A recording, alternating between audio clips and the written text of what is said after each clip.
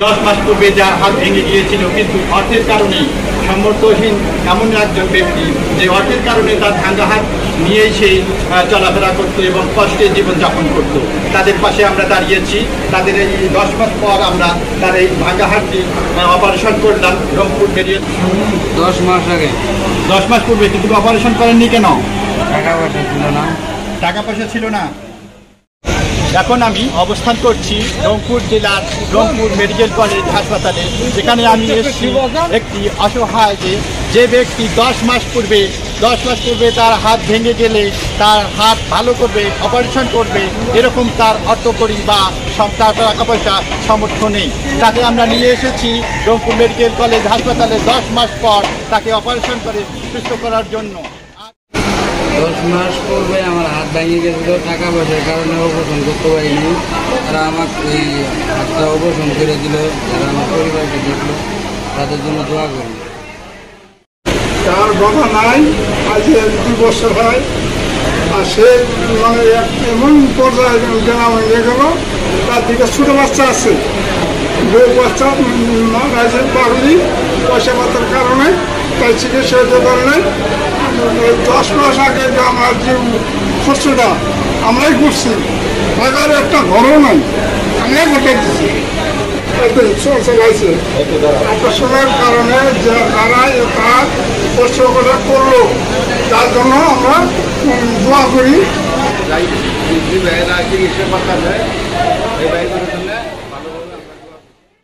Medical college হাসপাতালে আমরা এমন একজন সামর্থ্যহীন ব্যক্তির পাশে দাঁড়িয়েছি, যে ব্যক্তি পূর্বে 10 মাস পূর্বে যার হাত ভেঙে গিয়েছিল, 10 মাস পূর্বে যার হাত ভেঙে গিয়েছিল, কিন্তু অর্থের কারণে সামর্থ্যহীন এমন একজন ব্যক্তি যে অর্থের কারণে তার ভাঙা হাত নিয়েই সে চলাফেরা করত এবং কষ্টে জীবনযাপন করত। তাদের পাশে আমরা দাঁড়িয়েছি। তাদের এই 10 মাস পর আমরা তার এই ভাঙা হাতটি অপারেশন করলাম রংপুর মেডিকেল কলেজ হাসপাতালে। আপনার নাম কি? মকবুল হোসেন। তার নাম মকবুল হোসেন। সে কুড়িগ্রাম জেলার রুঙ্গামারী উপজেলার নলিয়ায় তার বাড়ি। তাকে দেখতে পাচ্ছেন, তার হাত কতদিন আগে ভেঙে গেছিল বলেন দেখুন, একটু জোরে বলেন।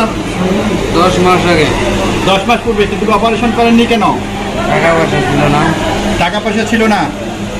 টাকা পয়সার কারণে আপনি অপারেশন করতে পারেননি, হাত ভাঙা হাত নিয়েই আপনি চলাফেরা করতেছিলেন। হ্যাঁ, আপনারা শুনলেন 10 মাস পূর্বে তার এই হাত ভেঙে যায়, কিন্তু এতই কষ্ট করে সে চলাফেরা করত যে তার এই ভাঙা হাত নিয়েই সে চলাফেরা করতো, কারণ তার টাকা পয়সা বা অর্থকরী নেই।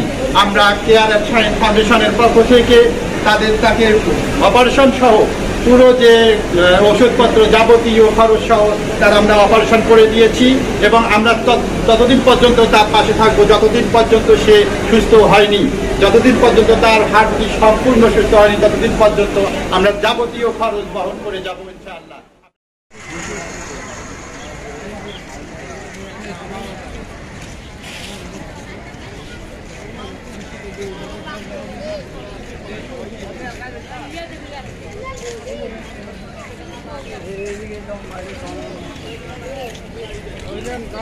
একটা